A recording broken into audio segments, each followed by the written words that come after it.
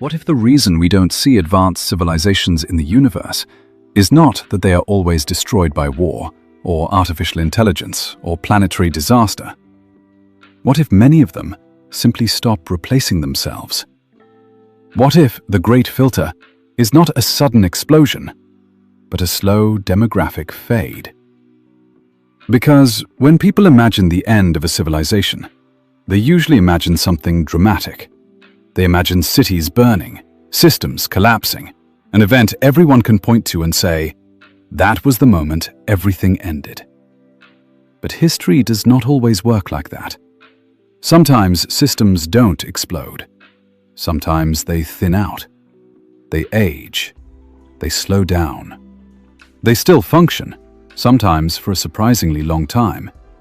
But their ability to absorb shocks gets weaker and weaker. And then, eventually, another crisis arrives and hits a civilization that no longer has the same room to adapt. That is the argument of this video. Not that low fertility automatically destroys societies, not that humanity is doomed, not that there is one simple cause or one simple solution. The claim is narrower, but in some ways more unsettling.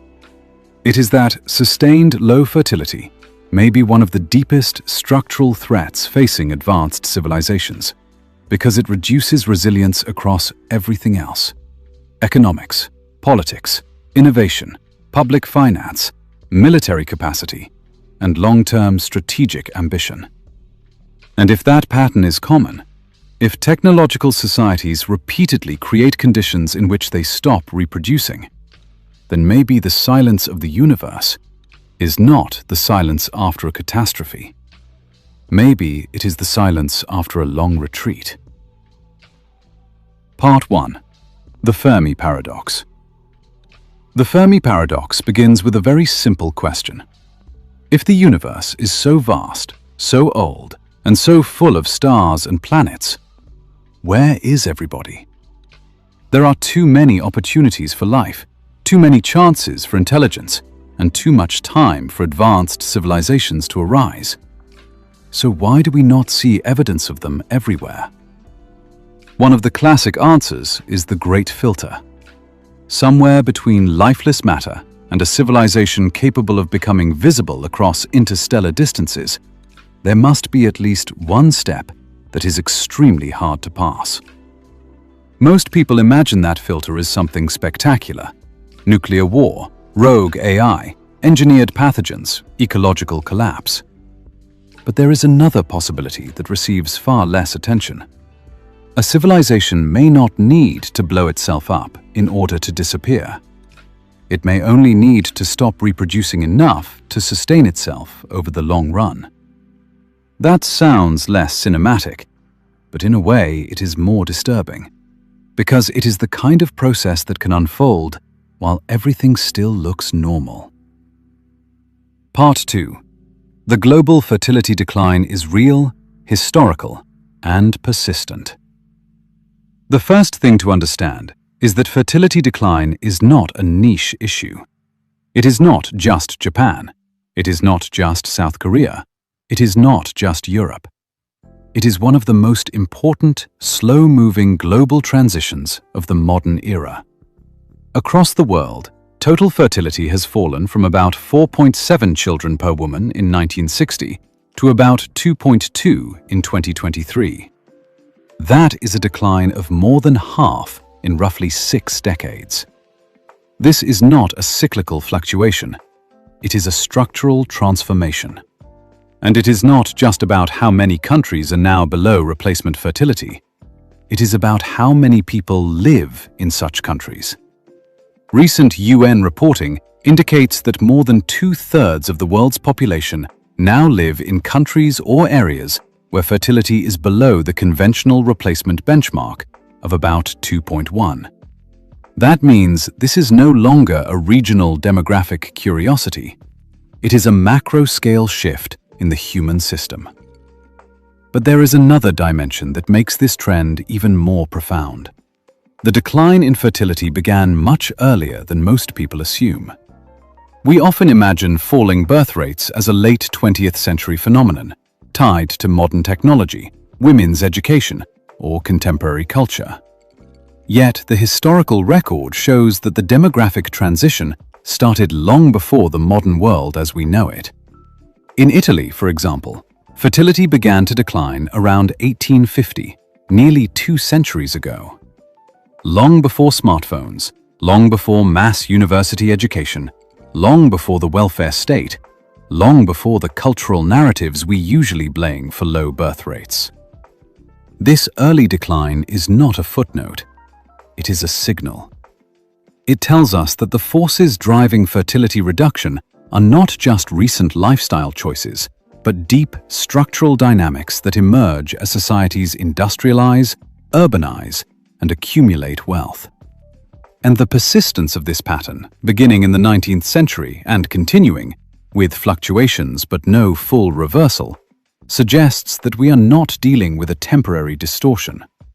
We are witnessing a long arc of demographic transformation that has been unfolding for generations.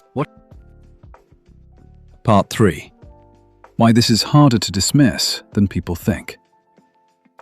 A common reaction to this topic is to wave it away with one sentence. People say, "This is just because women are more educated now," or "This is just because contraception exists. This is just a rich country phenomenon." The problem is that no single one of these explanations can carry the full weight of the global pattern. Take contraception. Yes, access to effective contraception clearly matters. It changed reproductive autonomy in a profound way, and any serious analysis must acknowledge that. But contraception alone cannot explain why fertility continues to fall, even in societies that have had access for decades and have already adjusted culturally and institutionally. If contraception were the full explanation, the story would be much simpler and much more stable than it actually is. Take religion. It is true that more religious populations often have higher fertility on average, but religion is not a universal shield. Fertility has fallen in many religious societies too, and even where religiosity remains strong, modernization pressures often still push family size downward over time. So religion can mediate the trend, but it does not erase the structural transition. Take the idea that this is just a rich country problem. That used to be more plausible. It is not plausible anymore.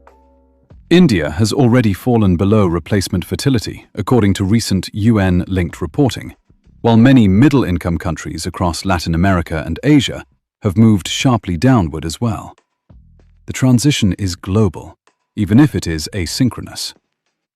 The deeper point is this: a phenomenon that appears across democracies and autocracies, across secular and religious populations, across welfare states and low welfare systems, across East Asia, Europe, Latin America, and now parts of South Asia, is unlikely to have one neat cause. That is one of the strongest reasons to take it seriously. If a problem survives ideology, culture, and policy variation, then it probably sits at the intersection of multiple structural forces: urbanization, delayed marriage, education length, childcare burden, perceived insecurity, and gender role mismatch. OECD work makes this point very clearly. There are strong associations with housing costs, labor market insecurity, public family support, and work-family balance. But much of the cross-country variation remains unexplained by any one factor. In other words, modernity itself may be generating a fertility regime that is difficult to reverse. Part 4. The mistake of looking for one villain. This is where a lot of public discussion goes wrong. People want a clean culprit. They want one sentence that explains everything. Some blame capitalism. Some blame feminism. Some blame urban life. Some blame smartphones. Some blame the welfare state. Some blame individualism. Some blame contraception. But if one factor were enough, the map of global fertility would be much cleaner than it is. Instead, what we observe is a recurring pattern shaped by combinations of forces. Education raises the opportunity cost of time. Urban housing makes family formation more expensive. Dual-earner economies create new stresses if family institutions do not adapt. Delayed partnership compresses the reproductive window. Economic uncertainty turns postponement into non-recovery. Intensive parenting norms make each child feel more expensive in time, money, and identity. And when all of this happens together, fertility can fall faster and further than any single variable story would predict. That is why simplistic culture war explanations are usually weak. They confuse one piece of the system for the whole system. And that matters for this argument, because if the causes are deeply structural and mutually reinforcing, then the difficulty of reversal becomes much more serious. Part 5. Forecasting errors. Why this problem is consistently underestimated. Another point that deserves much more attention is the repeated tendency to underestimate how persistent or severe low fertility can become. Demographic forecasting is not useless. Far from it. In fact, cohort-based demography is often more reliable in direction than many other kinds of long-range forecasting. But fertility is one of the hardest variables to forecast well, because it sits at the intersection of economics, institutions, norms, and timing effects. The World Bank and UN population data infrastructure itself makes clear that projections depend heavily on assumptions about fertility, and small differences in these assumptions can compound over long horizons. The important issue is not that every forecast is wrong in a useless sense. It is that there are often systematic errors in timing and persistence. Analysts repeatedly assume stabilization too early. They overread small rebounds. They expect policy interventions to have bigger structural effects than they actually do. And they often fail to appreciate how low fertility interacts with smaller incoming cohorts, which can make later declines faster than expected, even without any dramatic change in individual behavior. Japan is a good illustration of this. Recent reporting has noted that birth counts fell to levels that some earlier projections did not expect for many more years. That does not mean all demographic modeling is broken. It means that when a society enters a very low fertility regime, downside scenarios can materialize earlier than expected. If you underestimate them by 10 or 15 years, that is not a minor forecasting miss. That is a major strategic failure. Part 6. Why economic stability does not disprove demographic danger. A very common response to this argument is, if low fertility were really that dangerous, the most affected societies would already have collapsed.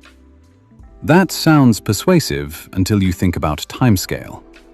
Low fertility does not usually produce immediate visible breakdown. It produces gradual pressure. It lowers the inflow of future workers. It raises the old age dependency ratio. It increases the fiscal weight of pensions and healthcare. It weakens internal demographic redundancy. It forces societies to rely more heavily on productivity, migration, delayed retirement, and technological substitution. That is not collapse, but it is structural tightening. And this is why economic stability can be misleading.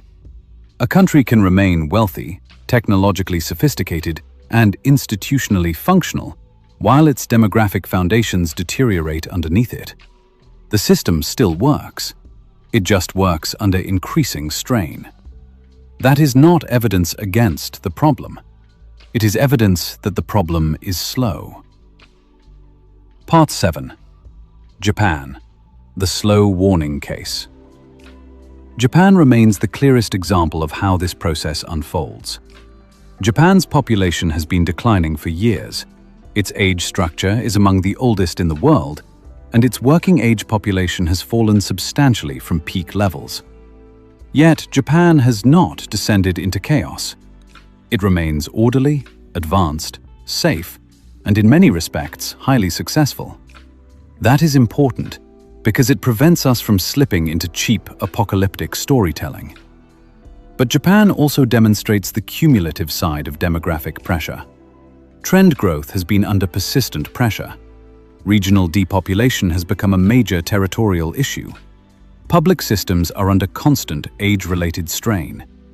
A society can remain very capable while becoming older, slower, and more fiscally constrained. Japan does not prove demographic decline is harmless. It proves the consequences are gradual. And that may be even more dangerous, because gradual problems are the ones civilizations chronically underreact to. Part 8. South Korea and China. The acceleration cases. If Japan is the slow warning, South Korea is the extreme case.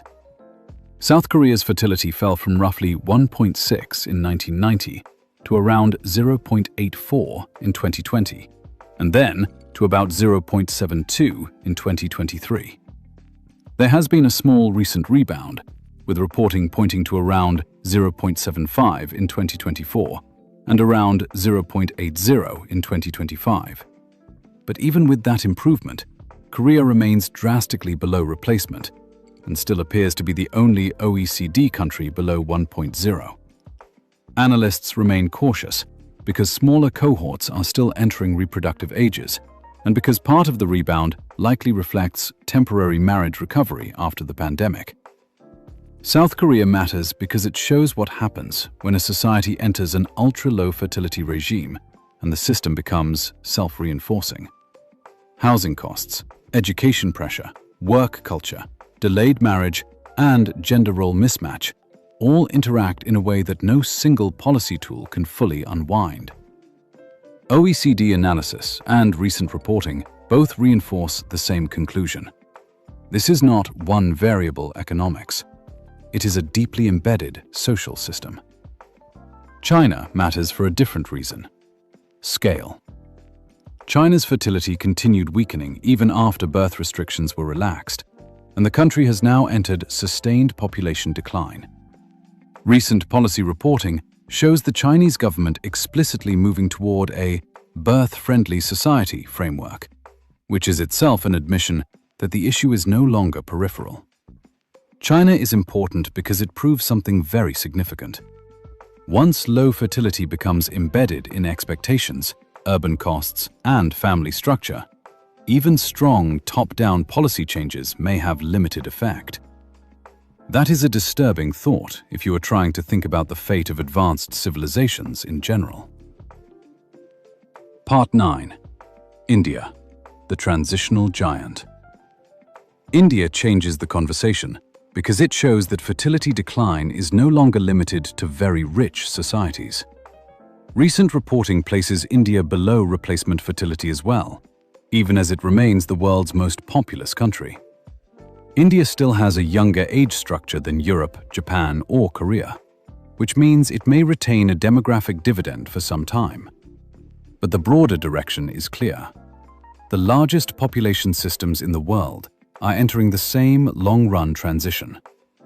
This matters because one of the old comforting assumptions was that low fertility societies would be balanced out by indefinitely high fertility ones. That assumption is getting weaker. The transition is global, not identical, not synchronized, but global. Part 10. Demographic inertia, the hidden danger. The most deceptive feature of low fertility is not just that it happens, it is that it happens with long delays. The babies not born today are not the economic problem of tomorrow morning. They are the economic problem of 20 years from now. They are the missing workers, missing taxpayers, missing engineers, missing parents of the next generation. This is why demographic decline is so easy to underestimate politically. The pain is deferred, but the pipeline is real. And even if fertility stabilized tomorrow, the age structure would still continue shifting for decades because the smaller cohorts are already in motion. That is why this is not just a trend. It is inertia. Part 11. Aging democracies and political tension. There is also a political effect that becomes more important as societies age. In democracies, older people become a larger share of the electorate as fertility remains low and life expectancy rises. That does not mean older voters are the problem. That would be lazy. But it does mean the political system gradually shifts toward the preferences of a more retired and more risk-averse population. Retirees understandably prioritize pensions, healthcare, and stability. Younger workers, especially when they are fewer, face rising pressure to finance systems built for larger past generations, while also trying to afford housing, family formation, and productive investment. The most realistic risk here is not revolution. It is sclerosis. Reforms become harder. Budgets become more defensive. States spend more to preserve current obligations and have less freedom to fund renewal. An aging democracy can remain stable for a long time while becoming increasingly rigid. And rigidity is exactly the kind of weakness that matters when the environment becomes more dangerous. Part 12. The economic damage of low fertility. Now, let's be more direct. Low fertility does not just create a demographic problem. It creates an economic weakening that spreads slowly through the whole system. The mechanism is simple. Fewer people means fewer consumers. And fewer consumers means weaker long-term growth. A society with smaller generations will eventually have fewer buyers, fewer households, fewer workers, fewer taxpayers, and fewer people supporting demand across the economy. That means less pressure for expansion, less reason to build, less reason to hire, less reason to invest for scale. At first, this does not hit every sector equally. Some sectors can even look stronger for a while. Healthcare is the obvious example. An older population often means more medical demand in the medium term. But that is not a true escape from the problem. It is only a delay. Once the large old generations begin to die, and the younger generations behind them are much smaller, even those sectors are left with a weaker base. That is what makes low fertility so dangerous. It does not destroy the economy instantly. It hollows it out in stages. And because the process is slow, societies keep mistaking delayed damage for safety. Part 13. Stocks, bonds, real estate, infrastructure. This is also why demographic decline matters for markets. Not because it tells you what stocks or bonds will do next year, but because it weakens the foundation underneath almost every asset class. For equities, the issue is not simply that low fertility is bad for stocks. The real issue is that a shrinking society loses one of the deepest engines of economic expansion, a growing base of consumers. Fewer young adults means fewer new households, fewer broad consumer cycles, fewer natural demand waves moving through the economy. Some sectors tied to aging may still hold up for a time, but even they live inside a civilization that is becoming smaller, older, and less dynamic. So the problem is not that every company loses immediately. The problem is that the economy underneath them loses momentum. Bonds may be even more exposed than people think. Government debt is built on an assumption that future generations will be productive enough and numerous enough to carry the obligations of the present. But if the future workforce is smaller, if the tax base weakens, and if the state has more retirees to support with fewer workers paying in, then that assumption becomes less stable. This does not mean every aging state defaults. It means the hidden foundation of debt sustainability starts to crack. The future may no longer be large enough to comfortably finance the promises made by the present. Real estate suffers in a more uneven way. A shrinking population does not necessarily destroy all property values. What it usually does is create concentration. A few strong metropolitan areas may survive or even strengthen, while weaker cities, small towns, and peripheral regions begin to decay structurally. The old dream of broad-based real estate expansion becomes much harder to sustain in a society that is no longer replacing itself. Infrastructure is trapped by the same logic. A shrinking and aging country still has to maintain roads, hospitals, transport systems, utilities, and public services that were often built for a larger, younger, more expanding population. That means the burden of maintenance stays high, while the base paying for it shrinks.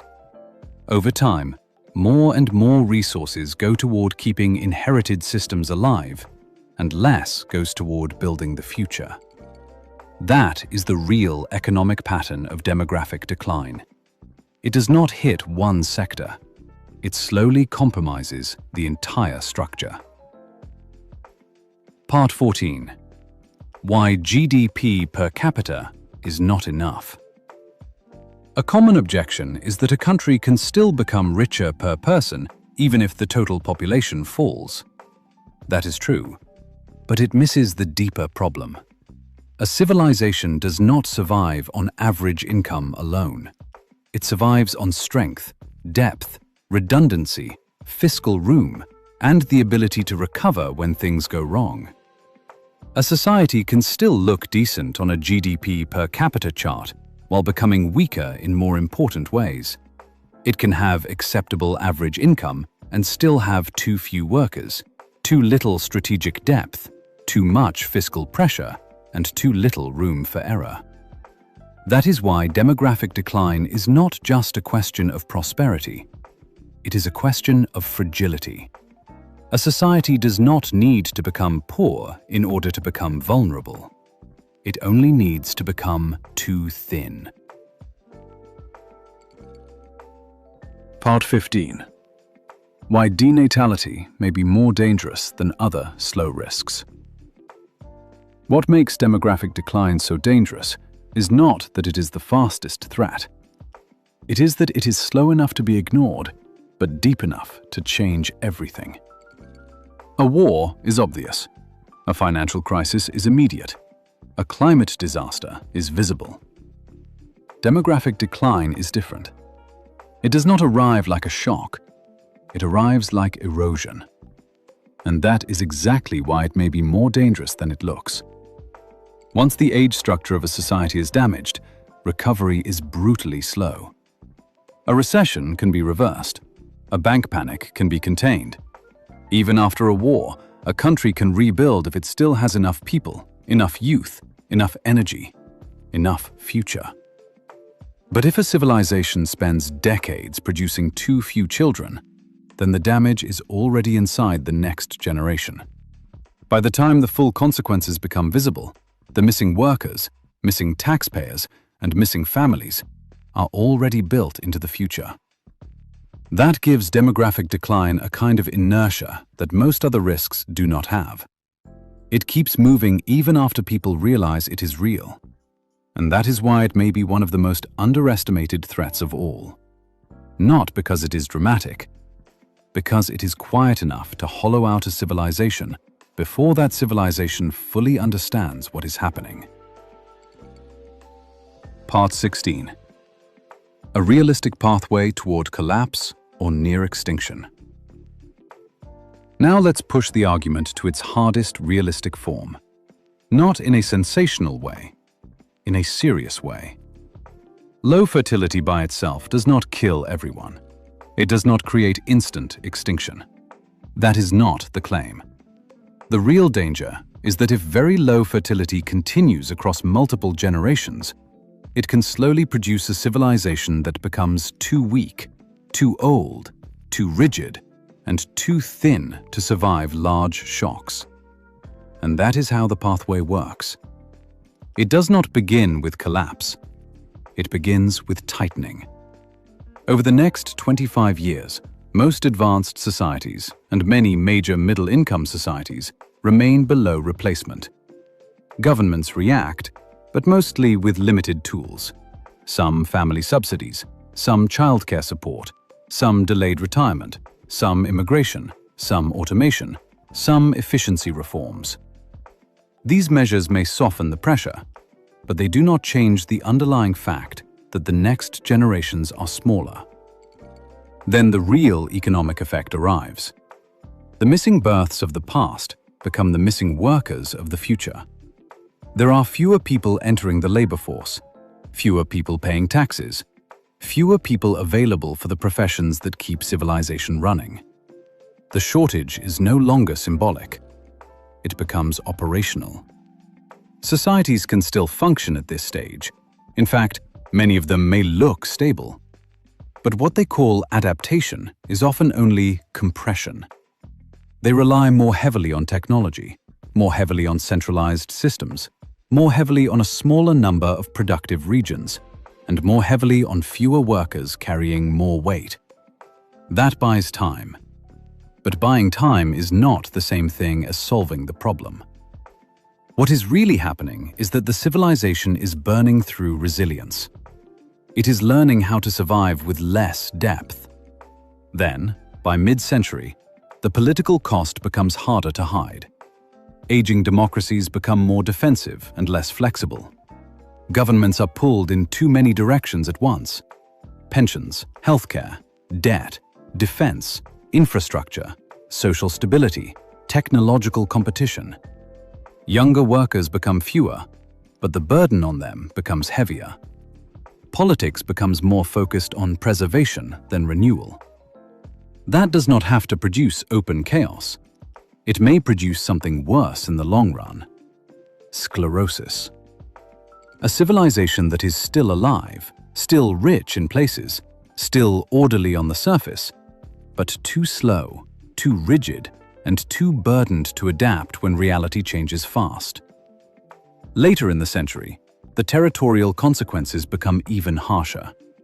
Some dense metropolitan centers may remain rich and advanced, but large parts of the map may begin to empty out in a deeper sense. Schools disappear. Hospitals withdraw. Infrastructure weakens. Local institutions become thinner. Regions remain politically attached to the same state, but economically and socially they begin to die. At that point, civilization starts becoming concentrated into a smaller number of islands. That may look efficient. In reality, it is fragile. A civilization spread across many living layers has redundancy. A civilization concentrated into a few overloaded hubs does not. It becomes easier to break because too much depends on too little. And then comes the trigger. Not necessarily one single apocalyptic event. It could be war.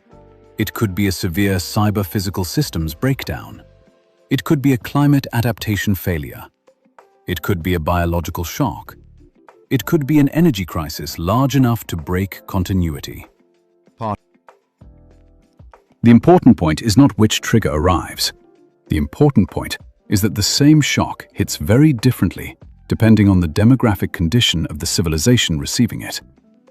A younger, broader, more demographically alive civilization can absorb losses, rebuild, and regenerate.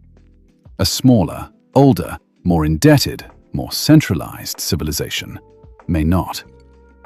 And that is where the realistic extreme scenario appears. Not necessarily total extinction in one moment, but something closer to deep civilizational fracture.